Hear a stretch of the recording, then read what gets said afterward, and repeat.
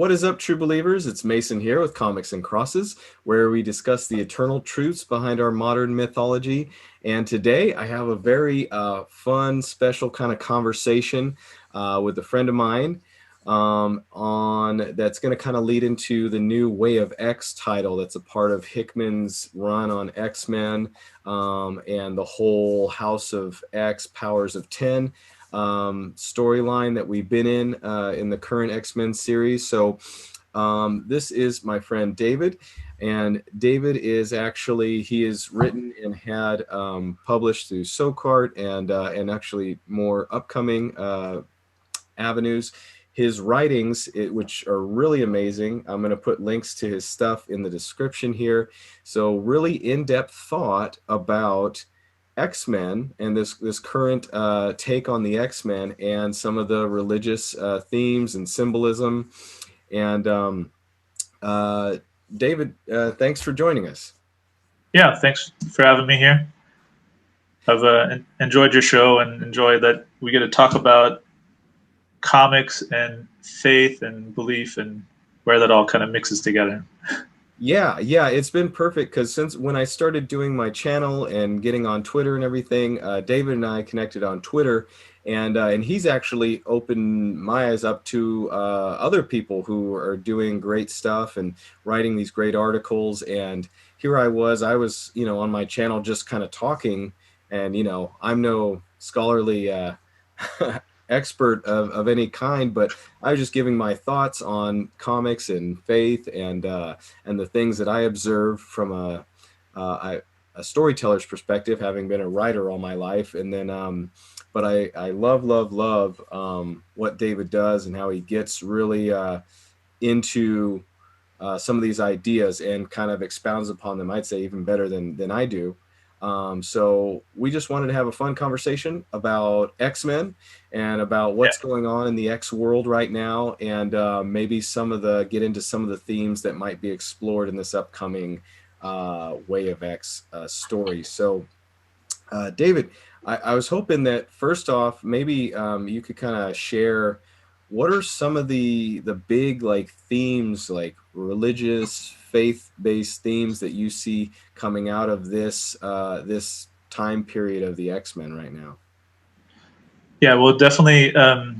One thing that I've always noticed about Jonathan Hickman and his writing is that there always seems to be some sort of religious symbolism and themes there, and that really came out in House of X and Powers of 10. For the people who are familiar, one of the most obvious and probably the most important one is that the X-Men have figured out how to resurrect each other, how to resurrect mutants. So basically, resurrection is basically a key foundational part of the society that they've created, that if anybody dies, they can resurrect them. And obviously, as a Christian, the resurrection being key and central to our faith, that's probably the most important theme, and also the theme that's in the book X-Men #7, which we're going to talk about today. But the other aspect is that Hickman basically brought all the mutants of the Marvel universe onto an island, Krakoa, and everything about Krakoa is a paradise. So basically, all the imagery and symbolism is basically the mutants have created heaven on earth, or like a new Garden of Eden, and all they're talking about is how perfect this paradise is. And not only is it perfect in paradise, they've also conquered death by creating resurrection. And so there's all these religious symbolisms and religious themes that come in, then talking about the evil that's there. And then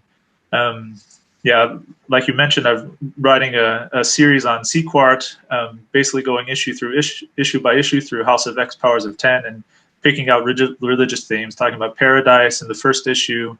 Then there's some other non-Christian type religious things in there, like ascension, enlightenment comes in, reincarnation is there. There's all these different religious themes, but the most important one's probably this idea of resurrection, and this idea that all the mutants are basically on this heaven on earth in Krakoa, in this new Garden of Eden.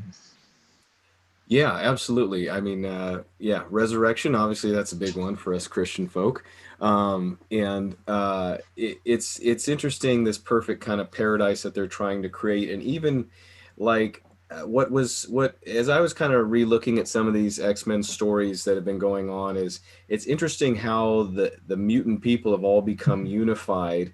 Yeah, And so there's a couple things you could draw from that, like the Tower of Babel, like yeah, trying to make their way to this perfect heaven by way of their unity, or even, I mean, it's like, um, you know, trying to get back to what God, you could say God's intention was, and like in the Bible that we know that obviously, people look at the world and say, oh, it's so awful. There's wars. People are horrible to each other. How could God create this? But obviously God intended for this to be perfect.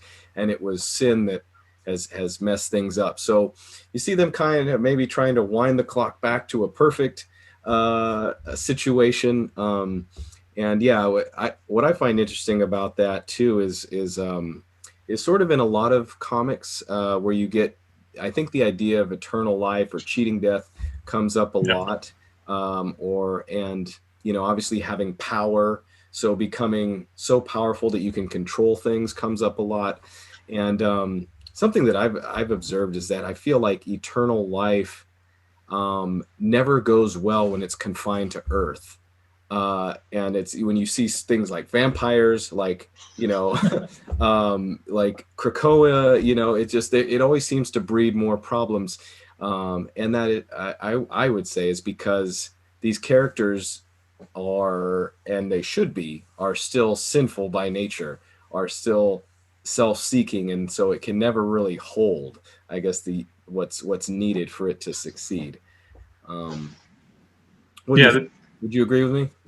Yeah, that's a good point. And I think that's one of the interesting things about this whole Dawn of X era, or Hickman's era, is that there's all these religious ideas in there, and it seems like they're creating a paradise on Earth, and yet the whole time there's, at least for me as a believer, and I think a lot of people, when you hear about the criticisms or people talking about it, something always kind of feels a little off. like like they all have all these things, and people are like, oh yeah, that's great, and they have paradise and stuff, but it all feels kind of weird. And one thing that I also mentioned in some of my essays is that, especially how Professor X founds Krakoa with Magneto, and then we find out Moira McTaggart. Um, it's all it's almost like a cult. It's almost like a religious cult, with Professor X as like a cult leader, bringing these people together. And there's a lot of, yeah, there's just a real kind of weird feeling of, yeah, it sounds real great and spiritual, but it's also kind of cultish and weird. Yeah, it's I think that with the X-Men, especially now that they're more unified and having their own nation sort of, and seeing a Mhm. lot less divide amongst the mutants, there is this sort of you really see on display, because now that the good guys are right next to the bad guys, you see Magneto there and people like Apocalypse really openly espousing their disdain for humans, and that being a part of this sort of elitist idea of we are higher, we are the evolution of people, and even good characters like Storm, just saying things that are really, the tired of humans and all the all the things that they do. Right. But I wonder if too much of them just being them is causing them to lose their humanity, which is they may not realize is necessary. Sort of, the more that you're a god in your own eyes, the less human, I suppose, you would become. Yeah, that's definitely a good point. One of the things I also really realize, and when I start thinking about it, and I almost feel weird thinking about that, because I'm obviously not a minority myself, is that, and that's usually where the mutant metaphor is that the mutants are these minorities. And so sometimes I've heard like people really praising what they're doing, like, yeah, finally the minorities are rising up and taking what's what they deserve, and taking things back from the people who've oppressed them all this time. And I'm kind of looking at it, and I'm thinking to myself, like, yeah, but they're kind of being, but they're kind of like reverse discriminating now.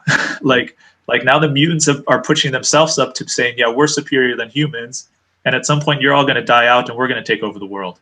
So they're not like actively hating the humans, but at the same time they're saying, well, at least the traditional heroes aren't actively hating, but at the same time they're like, we know we're superior, we know in the end we're going to take over, and so we're just going to let you die out and have paradise. Yeah. And it just kind of feels like, it almost feels like reverse discrimination Yeah. sometimes. And I think that's really a part of human nature, exchanging the glory of the incorruptible God for corruptible things.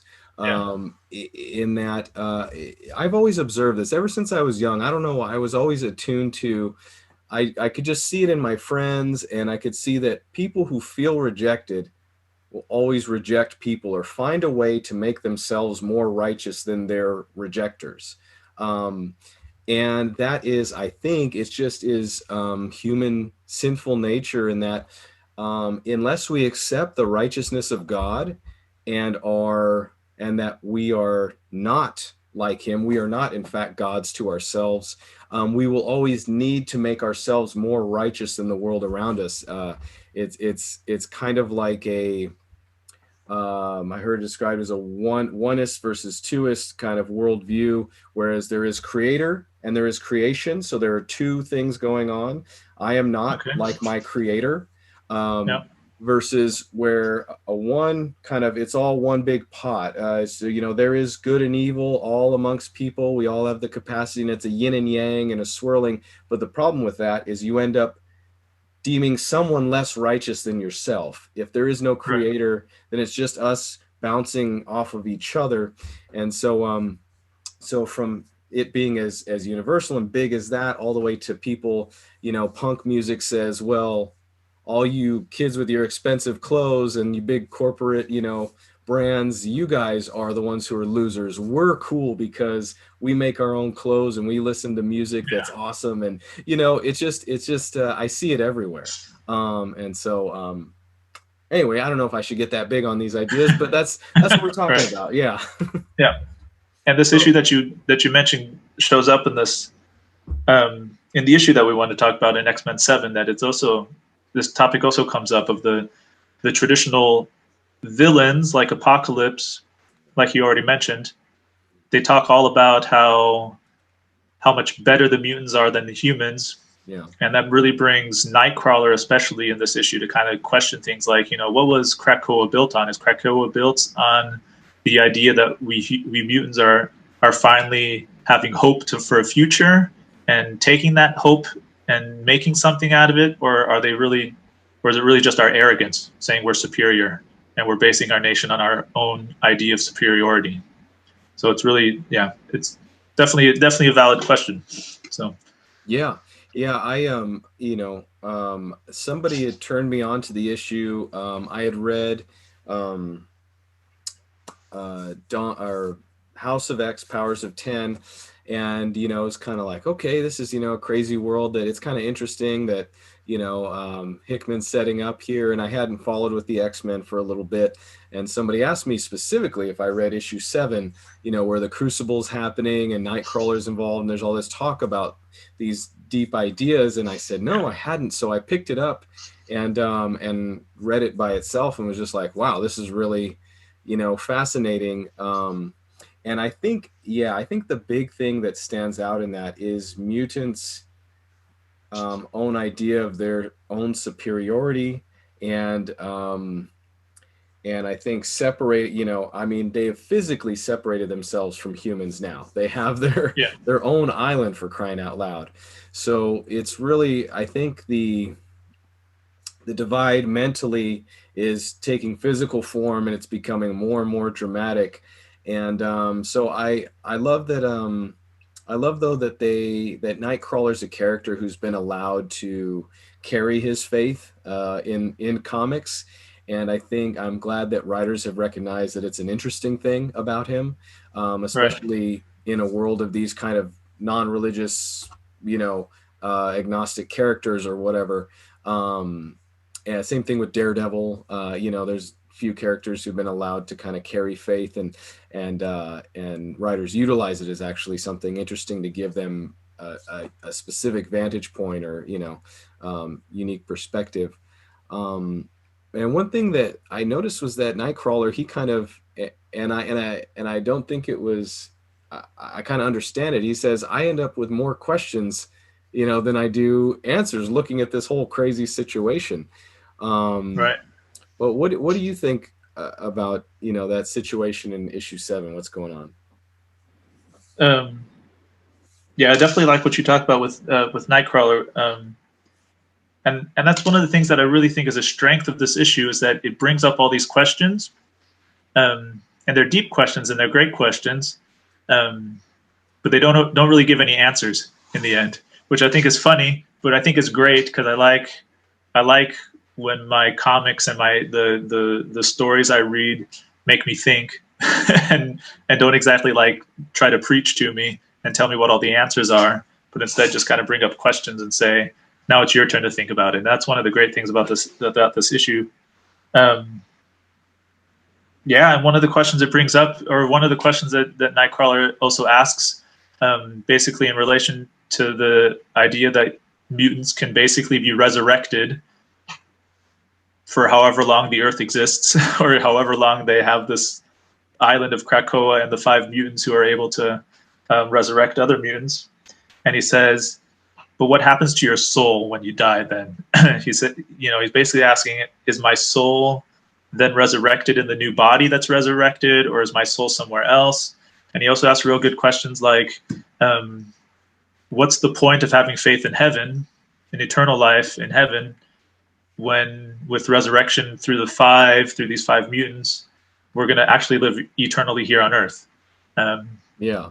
And it's a good question. I mean, if I think about it, if I knew I was going to live forever here on Earth, then what draws heaven?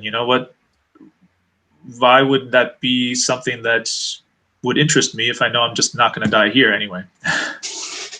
Right. Yeah. And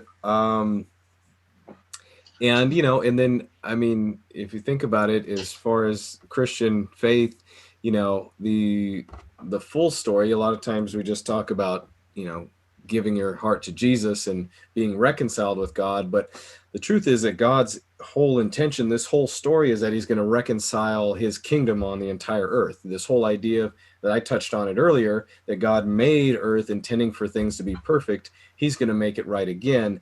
And so I know some different believers live with varying degrees of understanding of my job is to establish God's kingdom here on earth. So around me, there should not be prejudice. There should not be cheating of the poor. There should not be people suffering and war and hate and violence. And so that is kind of, I mean, obviously in the X-Men world, I don't think that they're going to have the New Jerusalem dropping down anytime soon, but they are kind of, playing up against that idea, or, going that direction. Yeah, that's kind of one of the things that was so interesting to me from Powers of 10 and House of X is that reading it, Krakoa literally reads like almost like Hickman saying, "What if the mutants established heaven on earth, or like the kingdom of God, but it's not the kingdom of God because it's not Christian. It's not the Christian kingdom of God." And bringing all of these religious themes in there. And X-Men number 7 deals so much with the idea of resurrection, because it deals specifically with, and now we're getting way into X-Men continuity, which is complicated on its own. Yeah. But way back in House of M, Scarlet Witch said no more mutants, and suddenly 1 million mutants lost their powers and became like humans. And apparently most of them still are depowered. They don't have powers.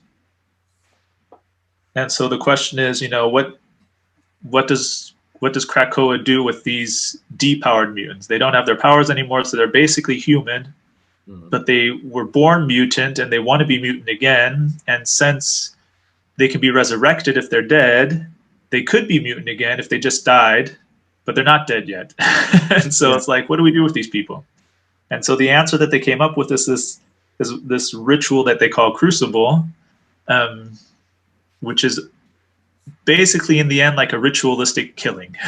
Yeah. um, is basically if there's a depowered mutant who's lost his powers or her powers, they can decide to take part in Crucible, which is basically a gladiator battle to the death against Apocalypse, which of course they lose because Apocalypse can kill anybody. Yeah. um, It's like they and couldn't have in picked dying in this somebody battle, smaller. It's like yeah, it's like, couldn't you just let me wrestle with you know, I don't know, somebody smaller, Toad or somebody.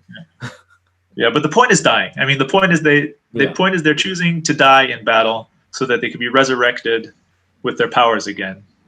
Um, and that just brings so many questions with it. It's like immediately you're thinking to yourself, is this good or is this evil? Is it good to promote the brutal killing of someone else so that they can be resurrected just because we know that we can resurrect them better than they were before?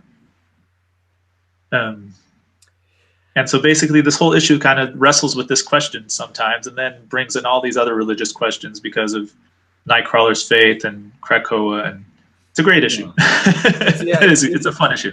It totally is, and you can see how it's so many questions there are has spawned this new series Way of X, like spinning out of this issue and all these questions. And it's good. Yeah. It's great since like so much is going on story wise and so much new ground is being treaded for the X-Men that they're allowing, you know, these things to be explored in different titles and books and stuff. And yeah, again, I just really see in this X-Men 7 and this whole Crucible thing, you know, the hatred of humans really like coming in clear, because now it's like you take somebody who was born a mutant by not their own doing, was forced to become human, and it's basically in this ceremony saying, you know, human life is worthless. Like if you want to be one of us, we are at odds with you just because you've been put in a human form. And that's kind of, you know, and that I think speaks to their view of themselves as godlike, and as having this authority. And it's kind of weird because you could say that Krakoa, even for the depowered mutants, is their right, that they have a right to it. Yeah. But here are these gatekeepers saying who really gets to have that. So it's interesting that I mean, like I was saying before, whenever it comes to us determining who's righteous, there's always going to be somebody who you're going to put below yourself to make that make sense. Yeah. And one of the things with me, with reading all about all these X-Men things, and one of the reasons it's also led me to always feel like it's kind of off, is that there's so many things that seem so close to agreeing with my Christian theology. Yeah. Like I keep trying to find a comparison. Like in this issue, I keep trying to find a comparison because it feels like what these depowered mutants are doing is literally that which the Bible calls us to do, is like laying down your life so that you can be resurrected, purified. And so like the whole comparison there is this idea of redemption and what we call sanctification. And even the name Crucible has to do with being refined. Yeah. And so like there's this idea that through death they can be refined and then resurrected as a more glorified being, which on the surface sounds like what we believe as Christians. We believe Jesus died for us, which means that we in the Bible Jesus calls us to lay down our lives so that we can regain it again. Paul tells us that we will be buried with him in baptism so that we can be raised again with him in glory. And so it sounds, on the surface, it almost feels like an analogy. Like the mutants are showing it like a real life example of what it spiritually means to die to the old self, be refined in a crucible, and be raised again in power. 100%. And at the same time, at the end, I was thinking about this, and then One of the scriptures I came to was 1 Corinthians 15, where Paul talks about the resurrection and what the body will be like. And he says, so will it be with the resurrection of the dead. The body that is sown is perishable. It is raised imperishable. It is sown in dishonor. It is raised in glory. It is sown in weakness. It is raised in power. And it sounds so much like what's happening in Crucible. The depowered mutant is being killed or sown, and it's being raised in glory as a powerful mutant again. But in the end, this comparison just fails. It just doesn't work. Because usually in Christianity, we think about this idea of dying to yourself as a real humble submission of oneself to God, saying, I don't deserve to be resurrected. I don't deserve to be refined. But Crucible in XMen number 7 is really like a choice to say, I'm going to battle apocalypse to show that I deserve to be resurrected. And so it's really like the motivation's off. Yes. And then it comes back to what you said. The whole comparison is like the human life is the sinful life, and the mutant life is the purified life. Mm. And then we get back to this idea of mutant superiority over humans and this discrimination that's there. It's so on the surface it feels so. I think like, oh, this is like a great Christian idea of resurrection and redemption and being purified. And on the other hand, it's like, no, something's wrong there. Yeah, listening to you talk about it too, and just thinking about these things, it seems like, I feel like there's a lot of examples in comics where you realize that things that God should have authority over, giving new life, establishing somebody as worthy, these sorts of things really are bad in the hands of humans, Right. Really are bad in the hands of anyone but God. And it makes things kind of off, but obviously this is a imagined creative world, and it's really, it's really fascinating. And it kind of reminds me too of like The Matrix, how that series had a real mashup of philosophies and ideas that were, definitely hearkened to things and definitely drew from Christianity, from Buddhism, from different things. But yeah, it was sort of going a lot of different directions. But still, yeah, a lot of Christian ideas here in this. And, I was definitely thinking of the new body, them getting new bodies. And you talked about that.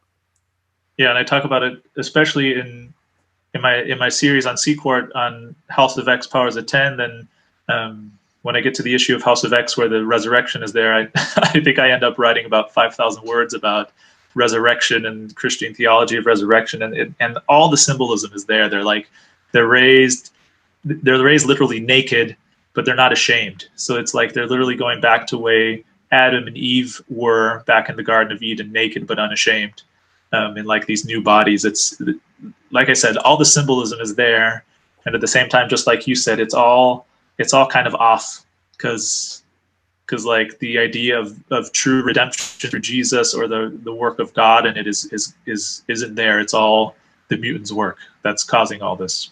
Yeah. Yeah, and it's, one last thing before we jump into kind of the new series and where it might be going, is I'm all of this kind of, if you go back to the House of X, Powers of 10, it was this idea of them fighting their destiny and their future, which was sort of ultimately elimination, right. Them trying over and over to find a way to beat what was seemingly inevitable, and was judgment, was basically coming to judgment. So it's interesting, this whole thing is predicated upon them finding a way around judgment around destruction, right, to get to this, to sort of steal heaven in a way. Yeah, kind of. Yeah. To kind of get away from the oppression and make heaven on earth, like we said. Mm-hmm. And so with this new series coming up from Simon Spurrier, I think it is. Simon Spurrier. And so I have the description here for Way of X. It says, mutant kind has built a new Eden, but there are serpents in the garden. So obviously a Christian reference there. Some mutants struggle to fit in. Some mutants turn to violence and death. And the children whisper of the patchwork man singing in their hearts. Only one mutant senses the looming shadows, snared by questions of death, law, and love. Only Nightcrawler can fight for the soul of Krakoa. Only he and the curious crew he assembles, including Dr. Nemesis, Pixie, and Blink, can help mutants defeat their inner darkness and find a new way to live. This is the way of X. So yeah, Simon Spurrier, Bob Quinn.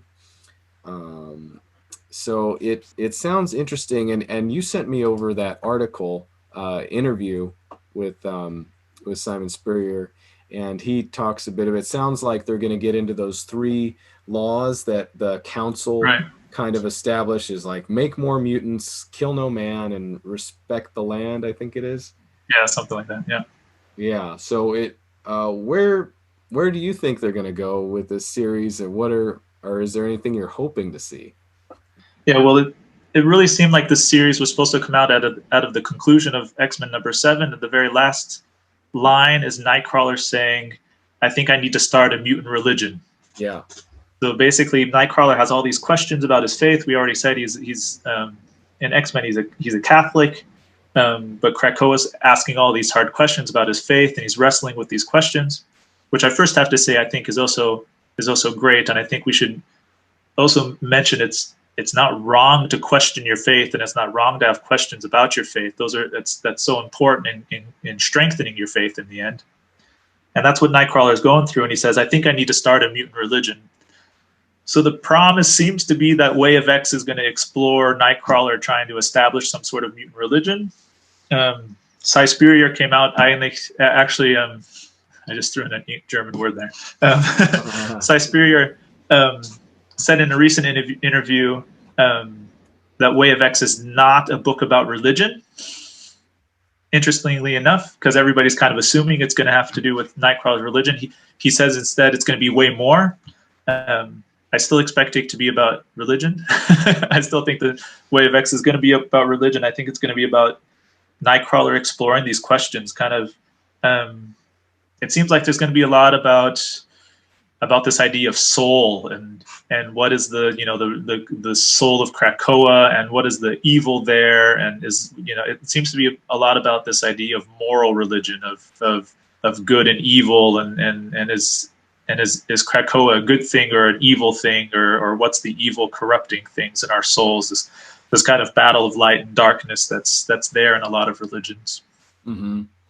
Yeah, and it seems like the series is gonna kind of get into how do you guide or keep these people unified under the right ideas, because he talks about in an interview, the writer, that just it's a melting pot of all these different mutants, and yeah, like I was saying, they're all finally together. They're all one nation. They're all unified. They have a place that's their own, and sort of that idea of avoiding their ultimate destruction brought them together. And so now it's not Charles and Magneto fighting. It's not them trying to take on Apocalypse. It's them all putting their swords down for the sake of this idea of heaven realized. But Nightcrawler sees that there's a lot of potential problems in trying to figure out how to, I guess, deal with the fact that these mutants still have souls. They're still flawed, and there's needs of them as people. Yeah, or also that, like you've said, that a lot of about the foundation of Krakoa is also kind of flawed. There seems to be a lot of the foundation of Krakoa that's built on arrogance, on ego, on considering mutants as superior than humans, and isn't that evil in itself? And if you've read House of X and Powers of 10, then you realize that there's a lot of manipulation that Xavier and Magneto have done in order to establish Krakoa. So there's a lot of lies that are there. The leadership of Krakoa have a lot of lies and a lot of things hidden that they haven't told everybody else. So I hope they also kind of explore that idea of things are corrupt from the beginning. It's supposed to be a paradise, but there's corruption there because, like you've said, it's built by flawed people and not by a perfect God. Yeah. Yeah, absolutely. And and it's good. I think you mentioned kind of before how it's good to wrestle with your faith, and it's good to see this character kind of doing that.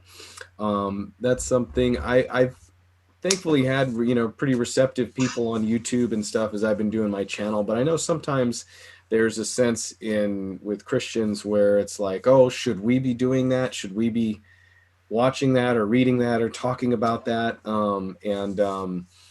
I think that it's almost like we want to see perfect characters doing what they should be doing, and Yeah, not seeing what we shouldn't. And and I get some of that, like maybe we want to stay positive and hopeful and stuff, but the truth is, if you've read the Bible, none of these, other than Jesus, none of these are perfect characters carrying out that's God's right. will. So That's right. there's a lot you can learn from imperfect people, and their interactions with God. That's right. One of the things I've thought about is that I can imagine people reading my essays on House of X, Powers of 10, and then my upcoming essays on this X-Men number 7, and I might write more for about Way of X, and they might assume that I don't like what Jonathan Hickman is doing, is that I don't like the X-Men, is because I come right out and I say I don't think the X-Men are superheroes right now. They're not being heroes in the altruistic idea of we're trying to help everyone.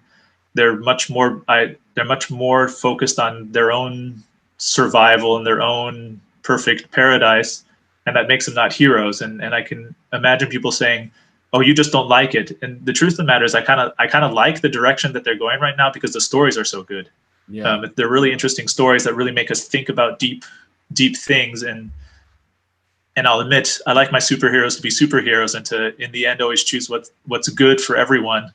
But it's also really interesting to read and to see what's going on here. And I think Jonathan Hickman probably has an end game where it all will kind of tie back up and show and come back to the altruistic nature of X-Men in the end. But right now it's really kind of interesting to see, like you said, what are these imperfect people doing with decisions that might not be completely good for everyone. Um, Yeah, certainly. I think I've I've seen that as well. I like there was a recent video I did a review of a series or one issue from the series Second Coming, which mhm. is about Jesus rooming with a Superman type character. And it's a very somebody had asked me as a Christian, I've heard that this series is very mocking of God. And I said, well, I would definitely say it's mocking of God, but has a Right. certain respect, reverence for Jesus that comes across in each book. It's sort of like almost seems like from what I've read so far that every book ends with Jesus kind of teaching the superhero a sort of point, and it's not in a very preachy way, but it does come through. And there's certainly things that are not biblically accurate. I Right. think that it would be very offensive to a lot of people, um, but again, to be able to read something and to get some truth out of it, I think is a good thing. And it depends on how you're wired too. I think for you and I, we're very similar. Like we read and we really see a lot of truth in what we're enjoying and what we're reading. And I think that some people are just wired that way. And I've always been a writer, and I think that's why I look at it that way. That's the way God created me, I would say. And it's cool. And God's given you an excellent eye and intellect and the ability to understand things. So it's cool to be able to take those things out. And I think it's always healthy to say my perspective or opinions not for everybody, but or but it's good and refreshing, I think, for people to see, what, I'm not mad at you for writing something that may be a little different than what I think, and in fact I'm interested to hear what you have to say. Yeah. And I think that's also going to be one of the interesting things about the series Way of X. Um, if it actually does deal with Nightcrawler establishing a mutant religion, that it's being written by Spurrier, because Spurrier is very open in saying that he's agnostic, Oh and he yes. doesn't believe anything. But at the same time, I was reading this interview that I also sent you about him. It also seems that he's very well read about religion. So apparently he's read a lot about, especially the history of Christianity and those kind of things, but is himself an agnostic. So it'll be really, I think it'll be very interesting to see kind of his perspective on religion if that comes out through the book, because obviously as the writer he's probably not going to be able to completely hide his own ideas and thoughts about religion if he's writing a book that deals with religion in some sense. Yeah, I'm certainly interested to see, and I want to follow this series and hopefully do reviews on it. I'm sure you probably will as well. Yeah, And yeah, maybe it's something we can come back together again and yeah, talk some more about it.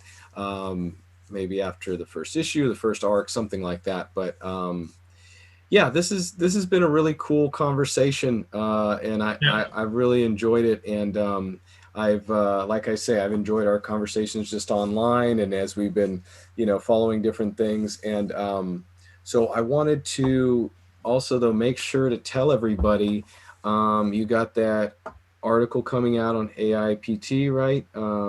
With Right, should about X-Men be, 7. yeah, it should be out maybe around April 15th or a little bit after that, just before Wave X comes out. Perfect. Talking, Okay. writing, and it's an essay about this issue, X-Men number 7. A lot of the things we just talked about, but going into a little bit more detail from my perspective, so to speak. Yeah, yeah. So anybody watching, you got the teaser, the sampler of some of these ideas, and I've read the article myself. It's really good. I definitely recommend you check it out. And it's cool. It's fascinating to look at these things, and if you haven't thought of them before, you might be reading X-Men with all new eyes after kind of this conversation and Right. reading the article and so on. So I'm going to put David's info in the description of this video so that you guys can follow him, follow what he's doing. Just be aware, his name's Bob Belafat on Twitter. So That's right. so it took me a while to figure out, okay, he's not Bob. He's Yeah, just a fake name I came up with to stay a little anonymous on the online yeah, sometimes. yeah, to keep back all the raging fans, you got to do Right. something. Uh, cool. Well, thank you, David. I really dig it. I really dig what you're doing. I like your articles, and I appreciate, the support that I've had from you over the past several months. And I love what you're doing. I have to say that too. I dig it. I was really, yeah, overjoyed might be a little too much to say, but I was just enjoyed that I started writing and publishing these articles about Christian thoughts and religious ideas in comics. And basically, like a month later, I stumbled upon your YouTube channel. I was like, this guy's doing the exact same thing I want to be doing. Yeah, So yeah, 100%. Yeah, so it's been cool for us to support one another. So, guys, I mean it. David's really a friend. I really like what he's doing. Not just blowing smoke, and he writes great articles. And obviously, I mean, if there's any kind of comics right now that you're going to be digging into this deep, it's got to be Hickman's work. I mean, it's always just very, very in depth, well thought out, a lot there to chew on. So, thank you guys so much for tuning in. We will check you next time and check back in about how we liked Way of X #1. So it's on sale April 21. So that's coming up real soon. So hope you check it out. Let us know what you think in the comments. Please like and subscribe, and we will see you next time. Peace.